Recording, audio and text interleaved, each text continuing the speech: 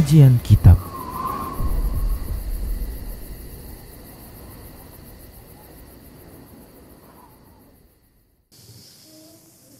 Bismillah. Assalamualaikum warahmatullahi wabarakatuh.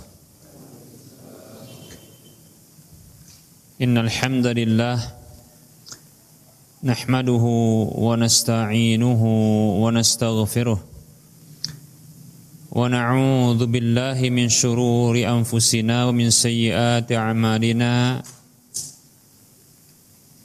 May yahdihillahu fala mudilla lahu wa may yudlilhu fala hadiya lahu. Wa ashhadu an la ilaha illallah wahdahu la syarika lahu.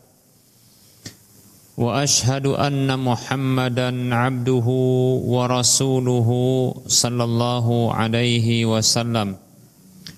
Qala Allah tabaraka wa ta'ala, ya ayyuhalladzina amanu taqullaha haqqa tuqatih wa la tamutunna illa wa antum muslimun. Ya ayuhan nasu attaqu rabbakumul ladzi khalaqakum min nafsin wahidah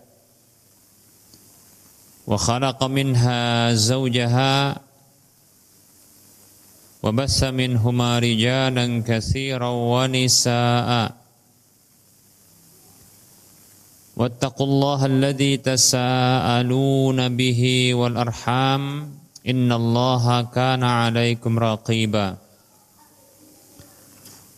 Ya ayyuhalladzina amanu taqullaha wa qulu qawlan sadida yuslih lakum a'malakum wa yaghfir lakum dhunubakum wa man yuti'illaha wa rasulahu faqad faza fawzan 'azima amma ba'd.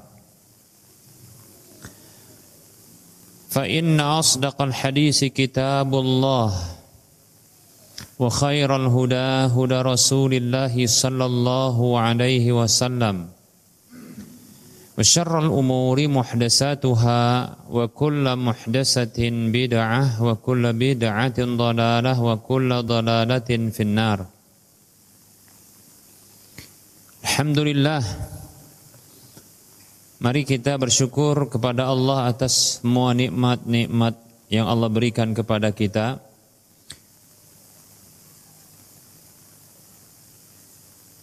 Yang dengan rasa syukur maka Allah tabaraka wa ta'ala menambahkan nikmat-nikmat itu bagi kita. Allah tabaraka wa ta'ala berfirman, a'udzu billahi minasyaitonir rajim, la in syakartum la azidannakum. Bila kalian benar-benar bersyukur, maka aku akan tambahkan untuk kalian. Maka bersyukur akan menjadi sebab pertambahan bagi nikmat-nikmat yang ada. Salawat dan salam tak lupa kita ucapkan untuk Rasulullah sallallahu alaihi wasallam. Semoga Allah tabaraka wa taala menetapkan hidayah taufiknya untuk kita senantiasa berada di atas ketaatan kepada Allah dan Rasulnya hingga akhir hidup kita.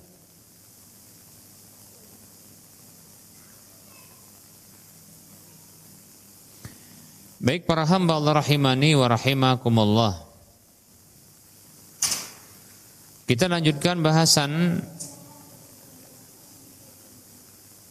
fikih haji dan umrah, dan pembahasan haji sudah berlalu, maka kita akan lanjutkan dengan pembahasan umrah. Pada pertemuan yang lalu sudah kita sebutkan tentang definisi dan hukum umrah. Nah, kali ini kita akan sebutkan tentang keutamaan umrah agar kita termotivasi untuk berumrah. Baik para hamba Allah rahimani wa rahmakumullah. Bukan sebuah hal yang mustahil saat ini, bahkan bagi orang yang menyatakan mustahil bagi dirinya untuk bisa berumrah. Atau mungkin bagi orang yang pun sulit makan, maka bukan hal yang mustahil saat ini untuk bisa umroh. Ya, Allah bukakan kemudahan-kemudahan ya bagi kaum muslimin, terkhusus ya umat Islam di Indonesia untuk bisa berumrah. Travel umrah ya mereka terkadang membuka kesempatan ya kepada para kaum muslimin untuk bisa berumrah. Terkadang membuka kerjasama yang baik. Bila mampu merekrut sekian orang berangkat bersama kami, katanya, ya maka bisa berumrah. Begitu kan? Bagi yang bisa menghafal Al-Quran, bisa umrah. Gitu. Siapa saja yang bisa menghafal hadis, sekian hadis, maka umrah. Ya. Siapa yang istrinya lebih dari satu, umrah, kadang gitu ya. Sampai seperti itu ya.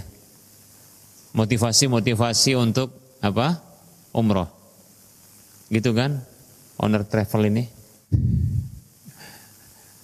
Baik para hamba Allah rahimani wa rahimakumullah. Jadi niatkan saja ya kebaikan ini untuk berumrah. Insyaallah taala ya tidak mustahil bagi kita untuk bisa umrah insyaallah taala. Baik, keutamaan umrah berikut ini kita akan sebutkan. Tentunya umrah ini adalah ibadah yang paling agung. Maksudnya termasuk ibadah yang paling agung ya. Dan ibadah yang termasuk ibadah yang paling afdal yang dengannya Allah Subhanahu wa taala mengangkat derajat para hamba. Dengannya Allah menghapuskan kesalahan-kesalahan. Oleh karenanya di antara keutamaan dari umrah ini para hamba Allah rahimani rahimakumullah adalah penghapus dosa-dosa di antara umrah yang satu dengan umrah berikutnya. Ya. Umrah yang satu dengan umrah berikutnya. Maka ini penghapus dosa. Dalam hadis yang diriwayatkan oleh Imam Muslim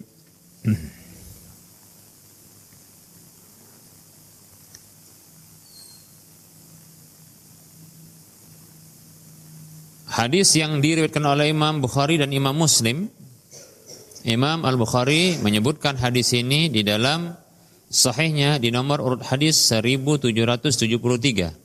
Imam Muslim dalam kitab sahihnya di nomor urut hadis 1349. Nabi SAW beliau bersabda, Al-umratu ilal umrati kafaratun lima bainahuma. Nabi SAW bersabda yang artinya umrah yang satu menuju umrah berikutnya itu adalah penghapus bagi dosa-dosa yang ada di antara keduanya. Maka ini sama peluangnya bagi orang yang lapang, lalu dia berumrah ya berkali-kali ya dalam satu tahun, satu tahun itu ya. Begitu juga dengan orang yang umrahnya mungkin bisa 5 tahun sekali, maka tetap jarak ya antara umrah yang satu dia lakukan dengan umrah berikutnya, maka itu penghapus dosa-dosa. Ya. Ya kalau dia terlalu lama maka peluangnya ya begitu dia kerjakan umrah yang kedua berikutnya ya maka terhapus dosa tersebut. Nah gitu dia. Ya. Makanya berniat ya bagi yang belum pernah umrah maka tidak mustahil untuk bisa umrah. Kalau sudah sekali umrah maka niatkan untuk bisa umrah berikutnya, demikian. Agar Allah Subhanahu wa taala ya mudahkan bagi kita untuk bisa umrah. Penghapus dosa ini ya, penghapus dosa. Ya kalau gitu apa untungnya bagi orang yang umrahnya sering-sering? Nah nanti akan kita dapatkan ya keuntungan yang lainnya, demikian. Ya. Yang jelas kalau semakin sering maka potensi dihapuskan dosa lebih cepat. Ya. Baik para hamba Allah rahimani wa rahimakumullah. Ini keutamaan yang pertama, penghapus dosa. Ya, penghapus dosa. Kemudian keutamaan yang kedua para hamba Allah rahimani wa rahimakumullah, sebagaimana yang disebutkan dalam hadis yang diriwayatkan oleh Imam Tirmidzi, Imam An-Nasai, disahihkan oleh Imam Albani dalam Sahihul Jami' di nomor urut hadis 2899. Nabi sallallahu alaihi wasallam beliau bersabda, "Tabi'u bainal haji wal umrati fa innahuma yanfiyanil faqra wal dhunuba. Kama yanfil kiru khabasal hadisi wal dhahabi wal fiddati." Nabi sallallahu alaihi wasallam beliau bersabda yang artinya, iringkanlah antara haji dan umrah. Iringkan antara haji dan umrah. Ya. Antara haji dan umrah, bagi yang mungkin dikasih kelapangan untuk ya umrah terlebih dahulu baru haji, maka termasuk insyaallah taala. Ya.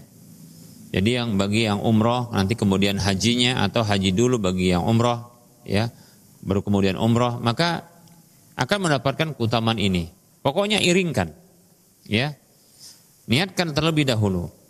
Apa fungsinya? Fa innahuma yanfiyanil faqra wadz-dzunuba.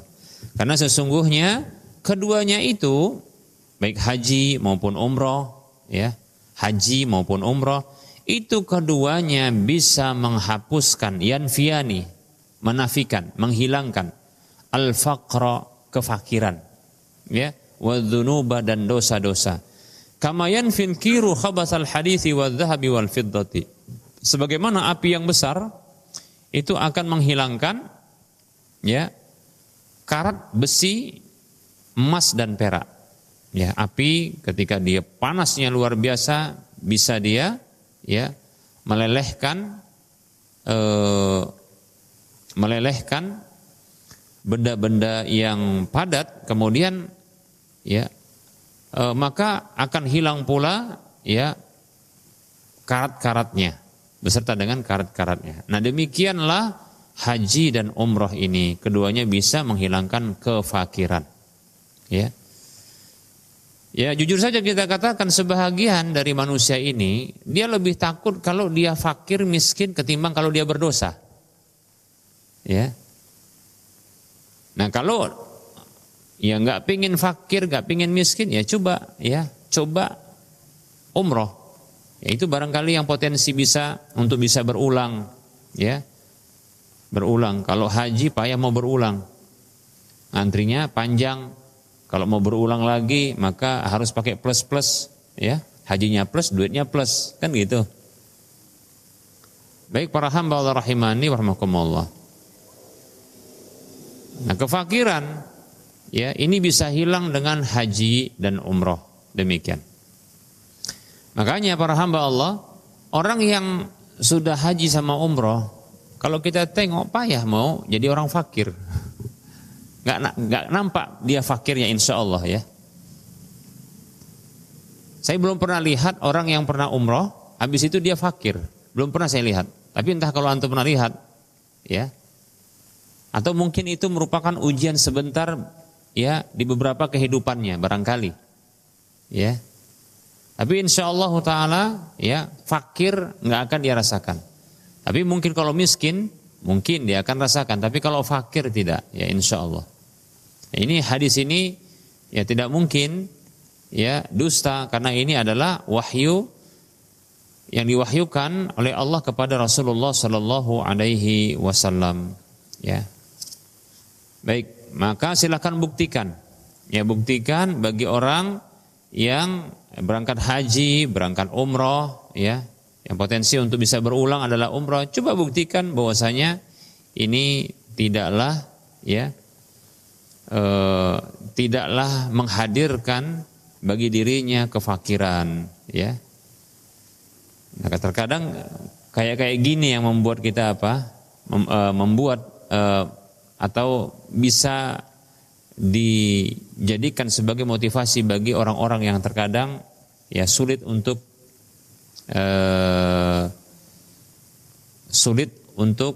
melakukan amal-amal kebajikan kecuali diiming-imingi dengan seperti ini. Lebih-lebih kefakiran. Ya, ada orang yang takut fakir, jatuh miskin. Nah, seperti itu. Maka coba umrah. ya umrah insyaallah, maka ya akan dihilangkan kefakiran dari dirinya, ya sebagaimana Allah menghilangkan ya kobaran api yang panas, ya itu menghilangkan karatnya besi. Baik para hamba Allah rahimani wa rahimakumullah.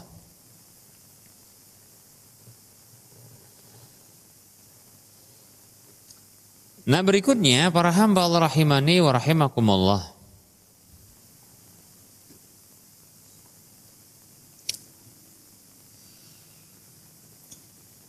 keutamaan umrah berikutnya,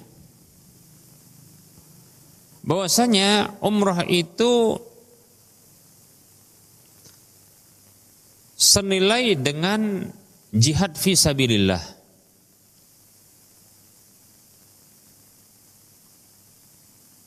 Umrah itu senilai sebanding dengan jihad fi sabilillah. Nah, ini khusus bagi para wanita dan orang-orang yang lemah.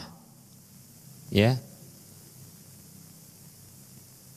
Di antara hadis yang menunjukkan hal itu beberapa berikut ini. Yang pertama adalah hadis yang dikeluarkan oleh Imam Al-Bukhari dalam kitab sahihnya.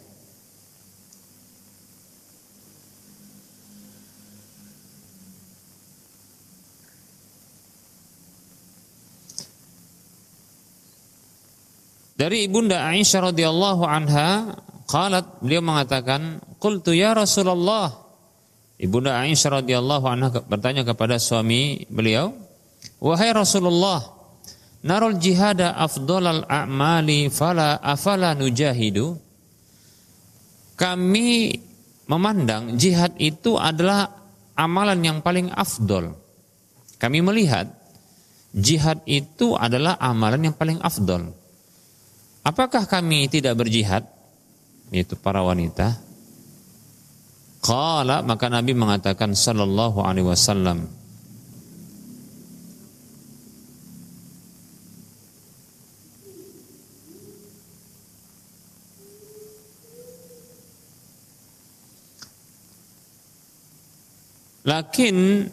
Lakin afdal jihadi wa ajmalahu hajjun mabrurun summa luzumul hasri.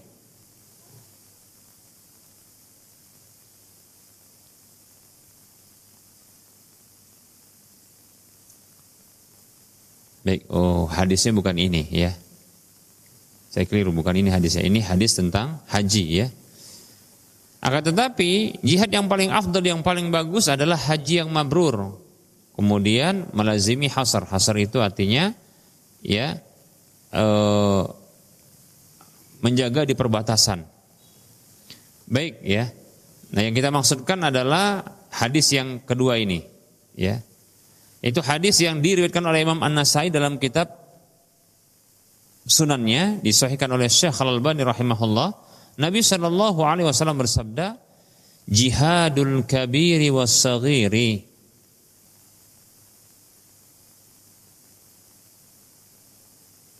lil mar'ati al-hajju wal umratu. Jihad yang besar dan yang kecil bagi wanita adalah haji dan umrah. Maka di sini ya, haji itu jihad yang besar, kemudian umrah jihad yang kecil. Nah, seperti itu. Ya. Baik para hamba Allah rahimani wa rahimakumullah. Jadi umrah termasuk ya jihad yang kecil, para hamba Allah rahimani wa rahimakumullah.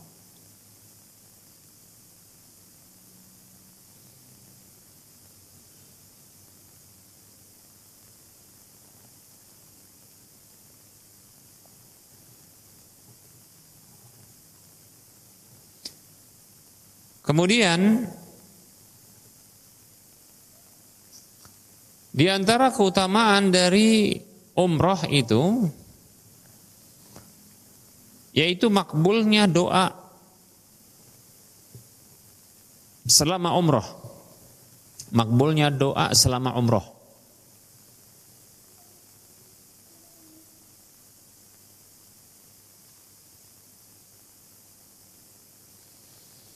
Sebagaimana dalam hadis yang disahihkan oleh Syekh Al-Albani rahimahullahu taala dalam Sahihul Jami'. Rasulullah sallallahu alaihi wasallam bersabda, "Al-hujjaju wal-ummaru wafdullahi da'ahum fa'ajabuhu wa sa'aluhu fa'atahum." Lihat, ya. Nabi sallallahu alaihi wasallam bersabda yang artinya, para jemaah haji dan para jemaah umroh adalah tamu Allah. Allah mengundang dan menyeru mereka, lalu mereka memenuhinya. Dan mereka pun meminta kepada Allah, lalu Allah pun memberikan kepada mereka. Lihat itu. Ya. Ya, ini makbul doa. Makanya ya, apalagi dalam kondisi Ramadan ya, Ramadan pas puasa ya, kemudian apa? Kemudian umroh, Masya Allah ya, luar biasa. Berkelipatan-kelipatan ya potensi untuk makbul doanya. Kalau kita ambil sebuah ilustrasi ya, yaitu pengibaratan. Kalau kita ngundang seseorang atau kalau kita diundang oleh seseorang, pokoknya dalam kasus undangan, kita diundang ya. Tentunya kalau diundang itu adalah jamuan makan, kan gitu ya. Nah, tamu-tamu undangan tentunya kalaulah dia punya kebutuhan ya, maka insya Allah apa yang dibutuhkan akan dipenuhi oleh tuan rumah karena diundang. Betul tidak? Iya, begitu.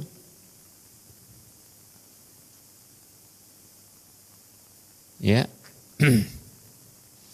Apalagi bukan orang biasa yang diundang, seperti contohnya seorang ustadz yang kondangan ya namanya, ustadz kondang gitu loh, diundang datang, wah Masya Allah, itu minta apa ya, minta apa saja bisa dikasih, tapi kalau minta istri lagi agak repot ya.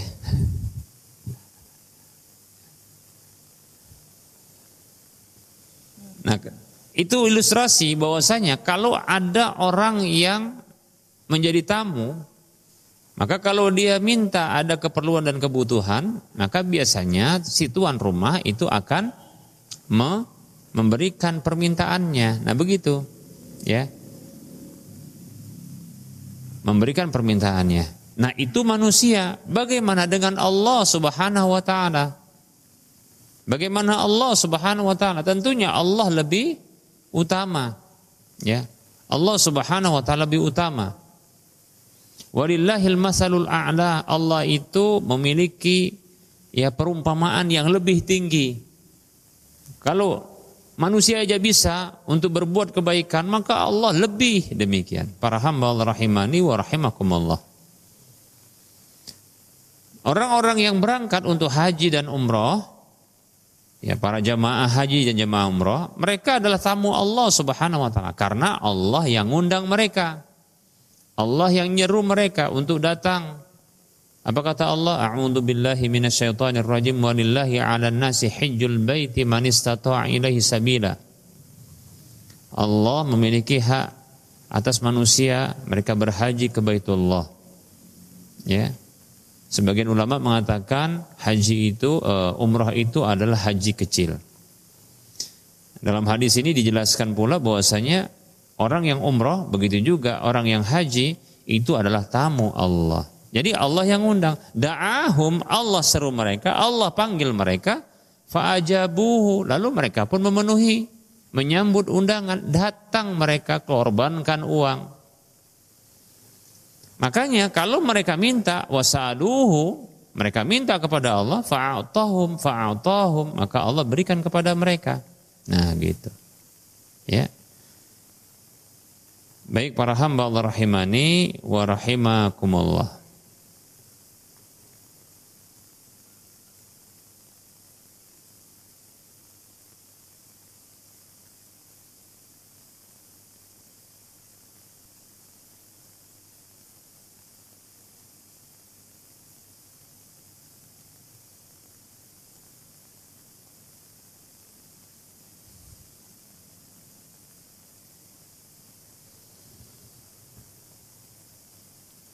Baik para hamba Allah, makanya kalau ada kelapangan, yuk kita ya bisa berangkat ya untuk setidaknya umroh ya. Baik para hamba Allah rahimani wa rahimakumullah. Waktu yang paling afdal untuk umroh itu adalah di bulan Ramadan. Itu yang paling afdal. Dan ada keutamaan khusus ya bagi orang yang bisa umroh di bulan Ramadan. Ya. Adapun kalau waktu-waktu umroh memanjang dia, sepanjang tahun bisa umroh insyaallah, ya. Ya kecuali kalau seandainya ya pihak pemerintah setempat yaitu memperlakukan kebijakan untuk tidak boleh umroh, contohnya seperti itu. Ditutup seperti kasus kemarin Covid, ya. Atau biasanya kalau dalam momen haji akbar ya, maka ini para peziarah atau jamaah umroh ini tidak boleh lagi masuk ya yang dari luar. Kalau udah musim-musim haji demikian ya. Agar tidak bertumpuk. Baik para hamba Allah rahimani wa rahimakumullah. Mari luangkan waktu untuk bisa umroh ya. Walaupun sekali seumur hidup. Ya, kalau bisa diiringkan lagi agar bisa menghilangkan dosa dan kefakiran, maka silahkan. Nah, paling afdol itu ya, itu adalah di bulan Ramadan, ya, di bulan Ramadan. Kalau bisa pilih sekali udah di bulan Ramadan. Tapi biasanya lebih mahal itu pula dia. Baik para hamba Allah rahimani wa rahimakumullah. Dalam hadis yang diriwayatkan oleh Imam Al-Bukhari dan Imam Muslim. Imam Bukhari dalam kitab sahihnya di nomor urut hadis 1782 dan Imam Muslim dalam kitab sahihnya di nomor urut hadis 1256.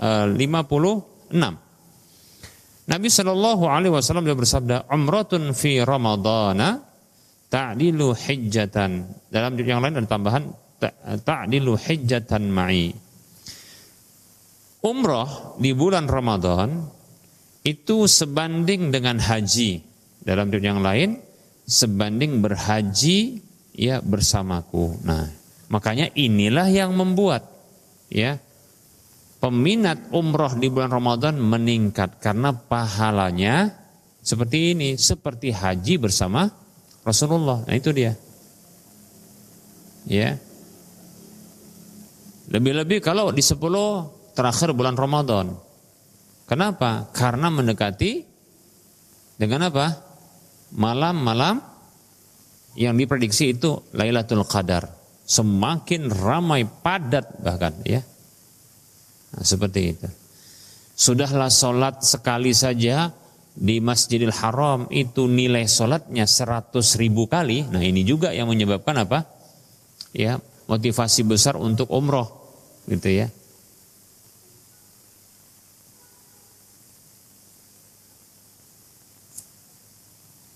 Ditambah lagi kalau pas berkebetulan ya itu di malam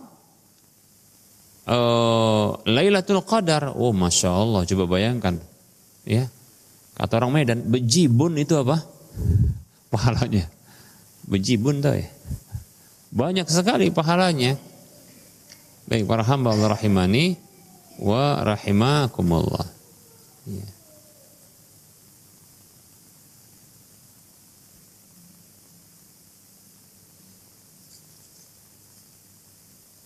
Kalau sekali sholat, ya itu pahalanya 100.000 kali, mi'atu alfin, ya mi'atu alfin.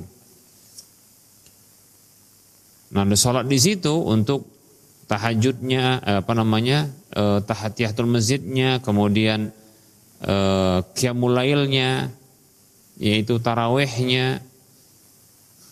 Itu lebih dari 11 kalau tidak salah ya. Ya. Tapi entah kalau ada kebijakan baru lagi ya. Nah, kemudian pas pula di malam Lailatul Qadar, Masya Allah, luar biasa itu ya. Nah, itulah kenapa ya bulan Ramadan ini bulan yang paling ramai Nah, karena permintaan banyak sehingga mahal juga lah harganya. Nah, gitu ya. Berbanding lurus dia. Ya. Gimana bunyi kaidah ekonominya? Permintaan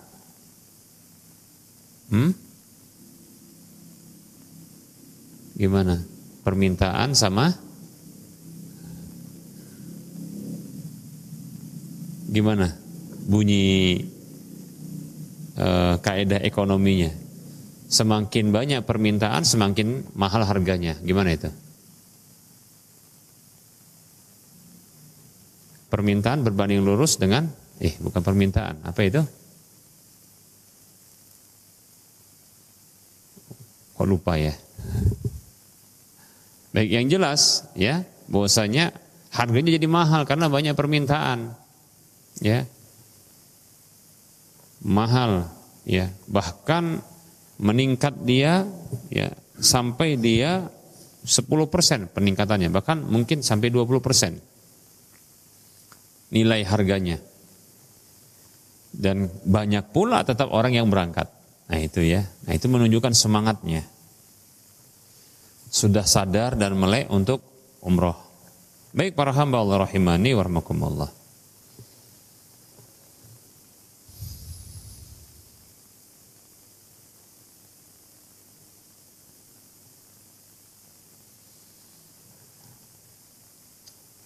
Nah, ditambah lagi para hamba Allah rahimani wa rahmakumullah, ada keutamaan-keutamaan yang lain ya. Seperti contohnya keutamaan bertalbiyah. Ya. Dalam Sunan Tirmidzi, dan ini disahihkan oleh Syekh Al-Albani rahimahullah taala dalam Sahih Tirmidzi, Rasulullah bersabda sallallahu alaihi wasallam, "Ma min muslimin yulabbi illa labba man an yaminihi wa shimalihi min hajarin aw syajarin aw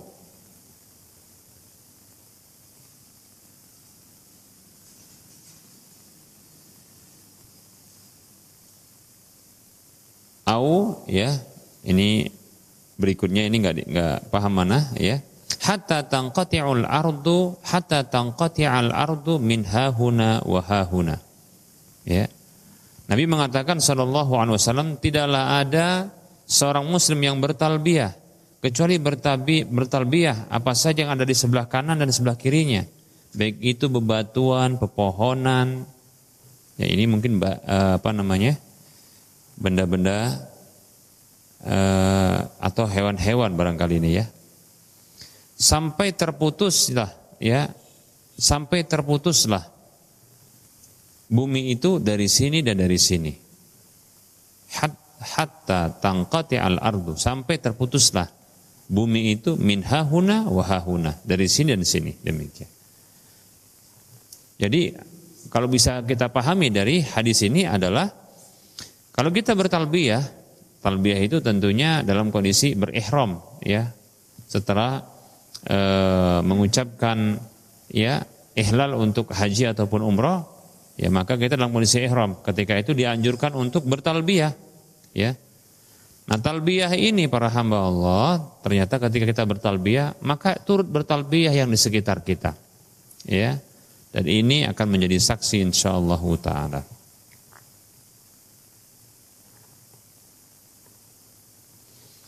Nah, begitu juga ternyata ya ada keutamaan tawaf. Yang talbiyah dan tawaf ini itu ada dalam haji dan umrah.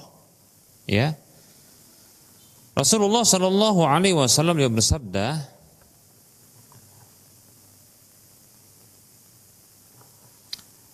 "Man tafa bihadzal baiti ya sab'an fa ahsahu kana ka'itqi raqabatin." Siapa saja yang tawaf di Ka'bah ini ya 7 putaran ya, lalu dia menghitungnya, maka itu seperti membebaskan budak. Masya Allah. Hadis riwayat Tirmidzi. Ya, dan disahihkan oleh Syekh Al-Albani rahimahullahu taala. Kemudian beliau bersabda sallallahu alaihi wasallam, la yada'u qadaman wa la yarfa'u ukhra illa hattallahu anhu biha khati'atan wa kutibat lahu biha hasanatan wa kutibat lahu biha hasanatun.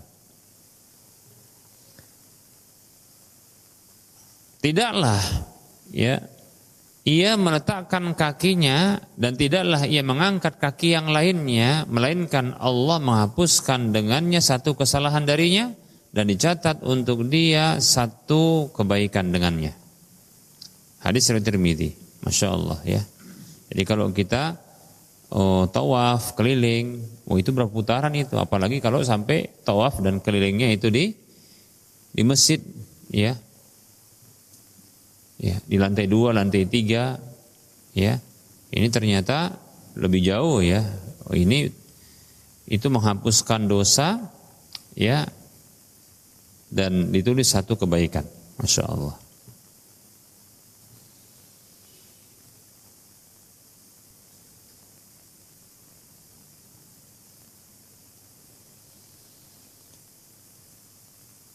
Baik para hamba Allah rahimani wa rahmakumullah.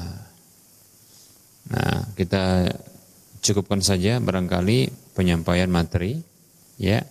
Ada sedikit ya keutamaan di sini kita sebutkan lagi, yaitu keutamaan menyentuh Hajar Aswad dan Rukun Yamani. Ya. Hajar Aswad. Kalau Hajar Aswad memang agak sulit, tapi kalau Rukun Yamani potensi besar. Rukun Yamani itu adalah satu sudut sebelum Hajar Aswad.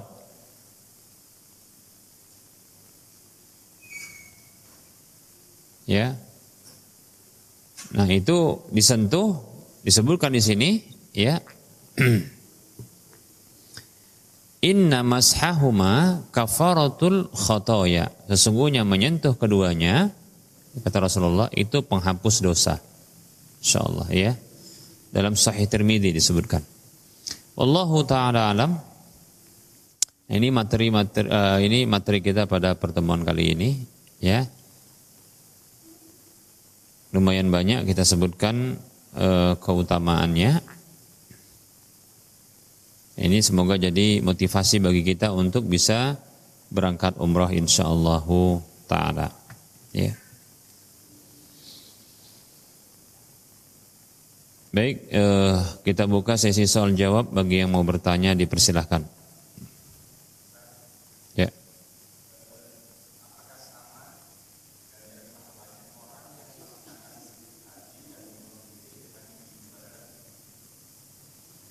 Beda tentunya.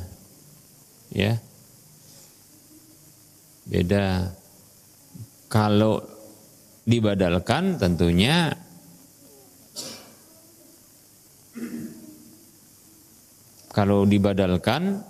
ya, maka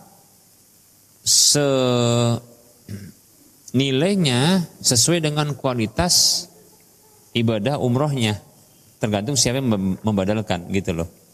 Karena masing-masing masing-masing orang ketika melakukan umroh itu tentunya beda-beda kualitas.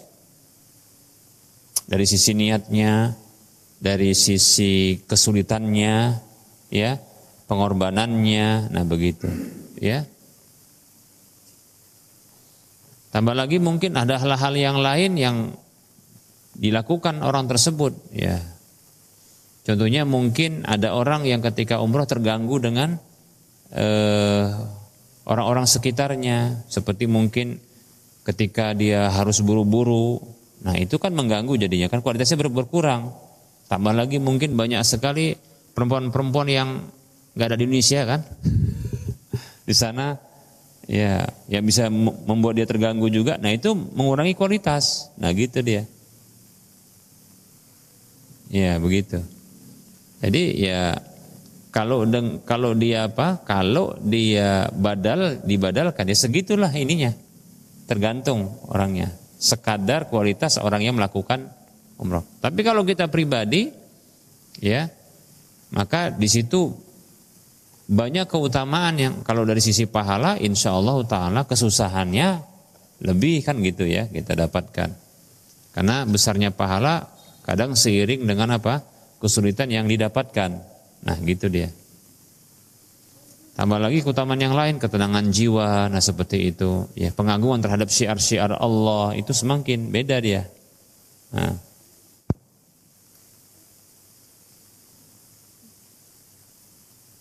Baik. Wallahu ta'ala a'lam.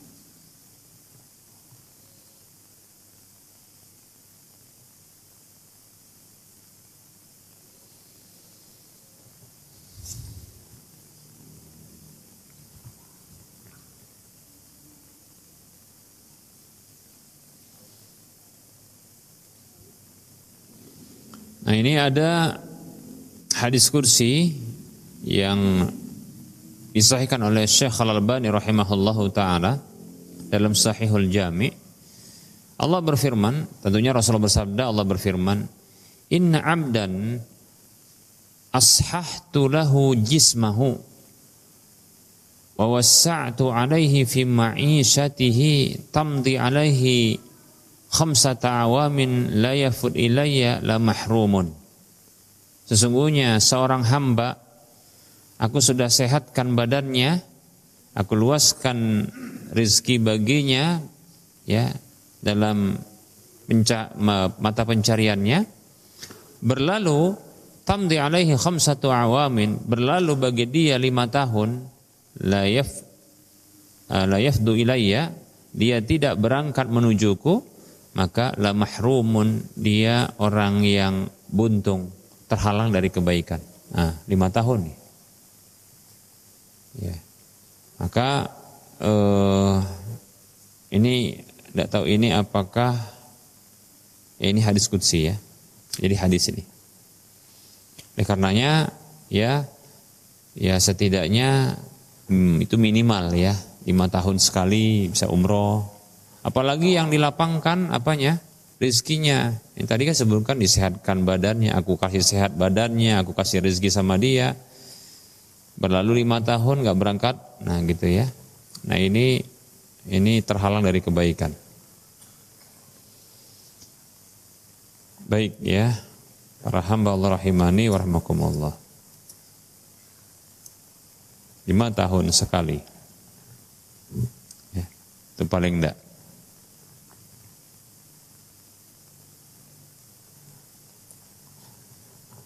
Baik, ada yang lain mau bertanya?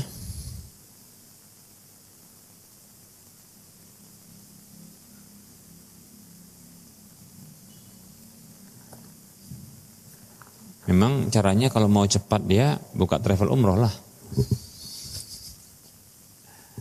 Buka travel umroh. Atau paling enggak buka cabang umroh gitu ya kan. Nah.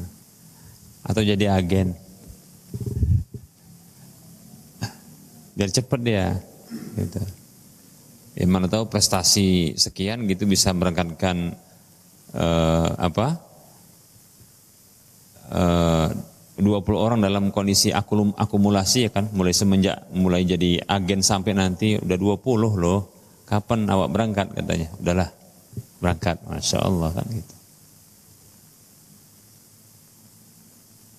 Makanya nggak ada yang mustahil insya Allah ya saat ini untuk berangkat umroh.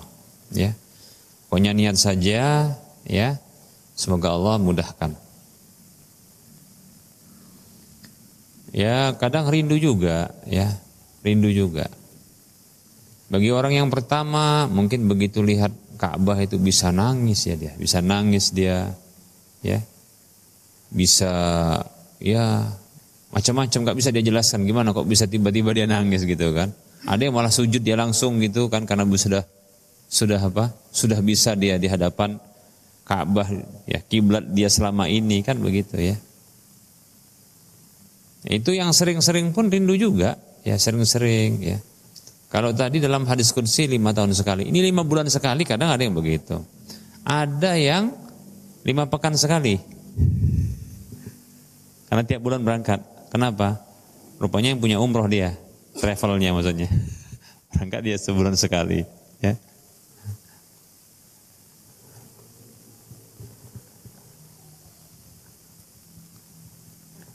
Baik ya.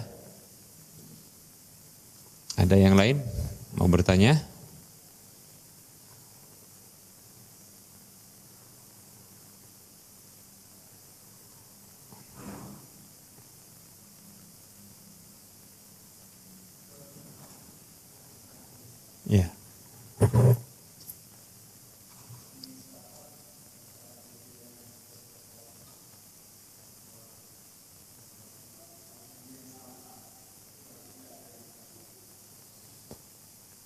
Hukum qasar bagi orang yang safar, apakah wajib? Ini ada ikhtilaf, perbedaan pendapat di kalangan para ulama, ya, terkait dengan qasar. Setahu saya ada 3 pendapat. Pendapat yang pertama yang dia mengatakan bahwasanya, ya, itu adalah syarat solat dalam qasar, syarat dia. Kemudian yang kedua ada mengatakan wajib. Pendapat yang ketiga ada mengatakan sunnat. Begitu. Kalau yang mengatakan syarat itu seperti Ibnu Hazm kalau tidak salah. Ibnu Hazm itu berpendapat syarat. Beliau ini berpendapat kalau ada orang sholat 4 rakaat, ya, ketika dalam kondisi safar, seperti contohnya sholat duhur, asar, isya, itu batal sholatnya, ngulang, harus 2. Sampai-sampai menurut beliau kalau ada orang yang menjadi makmum, dia musafir, makmum bagi imam yang mukim, dari awal dia ikut atau dari rakaat kedua ikut, gitu dia 2 rakaat, maka dia harus duduk. Imam lanjut terserah, nah, gitu dia. Makanya ada pendapat begitu. Memang ada pendapat itu Ibnu Hazm dan yang sependapat dengan beliau. Tapi wallahu taala alam tidak seperti itu. Ya. Tidak seperti itu. Karena ada riwayat dari Abdullah bin Umar radhiyallahu an, ketika imamnya mukim sementara makmumnya safar, ya, sudah masuk, dia masuk ke rakaat ketiga, begitu imam salam, dia baru dapat berapa? 2, karena dia makmum bagi imam yang mukim, yang jumlahnya 4, maka dia harus naik. Nah gitu. Nah seperti itu. Jadi berarti bukan syarat.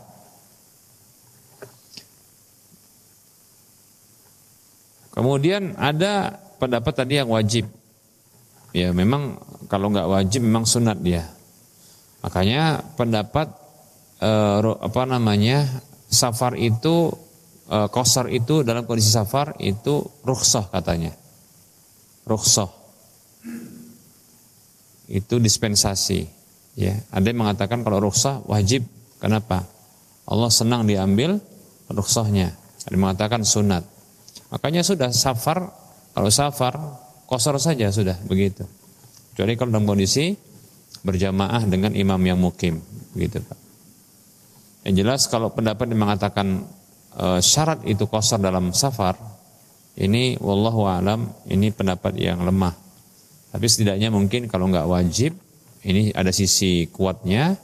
Begitu juga dia sunnah, tapi sunnah muakkadah dia, tegas, ditegaskan.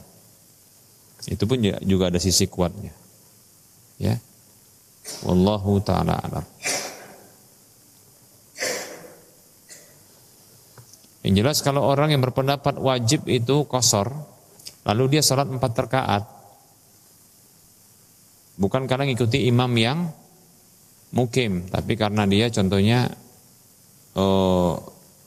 salat seperti itu, pengen salat dia 4 rakaat. Maka menurut ulama yang mengatakan wajib, berdosa dia, tapi sah salatnya. Itu nggak batal, berdosa dia. Kalau mengatakan sunnah muakkadah, maka kalau dia sholat 4 rakaat makruh dia, gitu. Tapi sah sholatnya. Memang yang bagus itu tetap sholat 2 rakaat ketika safar, gitu. Allah senang diambil ya rukhsahnya, sebagaimana Allah senang diambil azimahnya. Ya. Wallahu ta'ala alam.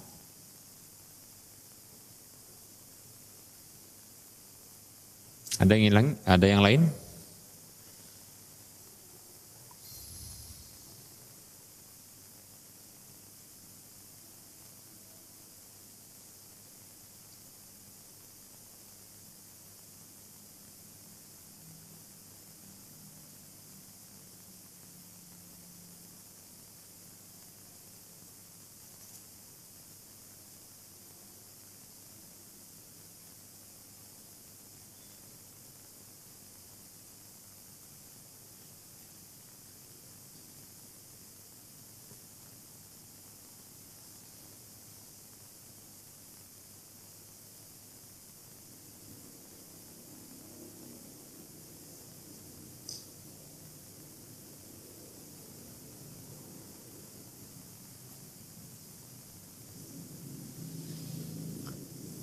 Baik ya, ada pertanyaan di sini terkait dengan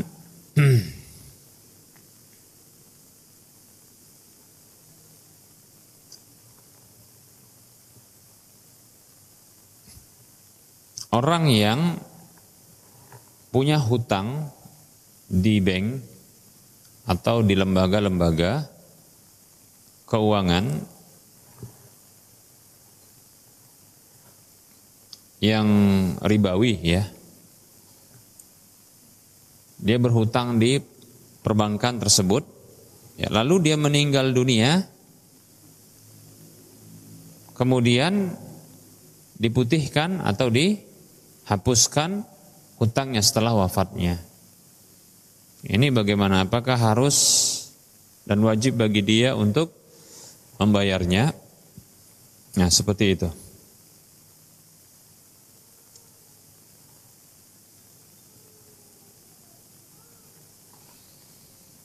Ada pertanyaan seperti itu? Atau pertanyaan serupa? Baik, para hamba Allah rahimani wa rahimakumullah. Memang hutang itu wajib dibayar. Hutang itu wajib dibayar.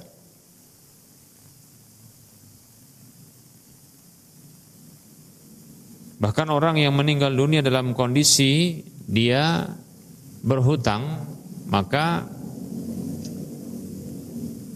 jiwanya terkatung-katung dengan hutangnya. Nabi SAW bersabda, "Nafsul mu'mini mu'allaqatun bidainihi hatta yuqda anhu." Jiwa seorang mukmin itu bergantung, terkatung-katung dengan hutangnya sampai dibayarkan. Jadi kalau belum dibayarkan, ya, maka ini meninggal dunia dia terkatung-katung. Nah, bagaimana dengan kondisi orang yang ditanyakan ini atau kasus orang yang ditanyakan ini? Dia sudah meninggal dunia, dia berhutang di perbankan ribawi tentunya, ya. Lalu ternyata setelah wafatnya dihapuskan atau diputihkan hutangnya. Baik, ya, yang pertama wajib bagi orang tersebut untuk dia bertaubat sebelumnya, ya. Bagi siapapun yang sudah berhutang di lembaga-lembaga ribawi atau dengan cara ribawi, maka segera bertobat kepada Allah. Karena itu dosa besar. Ya, dosa besar. Baik, setelah wafat ternyata dia, ya mungkin yang seperti ini kenapa bertanya, karena mungkin udah melek tentang ini ya. Ya, sudah melek tentang riba. Nah, akhirnya wafat, dihapuskan, ya, dihapuskan hutang ribanya, nggak ada sama sekali, bebannya nggak ada lagi. Kasus seperti ini juga berlaku pada jual beli KPR kalau nggak salah ya, rumah KPR, ya, mati dia dianggap lunas, nah seperti itu. Bagaimana? Maka wallahu ta'ala alam, ya, yang seperti ini lunas karena orang yang memberikan piutang atau hutang kepadanya itu menganggap lunas walaupun caranya adalah cara yang keliru dan salah. Demikian. Memang betul, ya, memang betul itu haram, tapi insyaallah ta'ala, ya, tetap saja itu hutang. Nah gitu ya, tetap saja itu hutang. Nah begitu dianggap lunas, maka insya Allah lunas. Gimana sisa yang masih banyak itu cicilannya, ya? Maka kalau dianggap lunas. Ya. Ini berdasarkan hadis yang diriwayatkan oleh Imam Ahmad, Imam Baihaqi dan Daruqutni serta yang lainnya. Nabi SAW bersabda, "La yahillu malu imri'in muslimin illa bitibi nafsin minhu." Tidak halal harta seseorang muslim kecuali dengan dasar kerelaan, ya, jiwa darinya. Jadi tidak halal di sini, tidak halal itu harta seseorang, ya, kecuali karena kerelaannya. Jadi kalau direlakan berarti apa? Sudah selesai, halal jadinya. Kalau tidak rela maka tidak halal. Nah, gitu dia. Ya. Baik. Wallahu ta'ala a'lam. Baik, saya kira cukup ya untuk menjawab pertanyaan. Mudah-mudahan bermanfaat. Mohon maaf atas segala kekurangan. Kita ketemu lagi di lain kesempatan. Wassallallahu ala Muhammad wa ala alihi wa ashabihi ajma'in. Subhanakallahumma wa bihamdika asyhadu an la ilaha illa anta astaghfiruka wa atubu ilaika walhamdulillahi rabbil alamin. Assalamualaikum warahmatullahi wabarakatuh.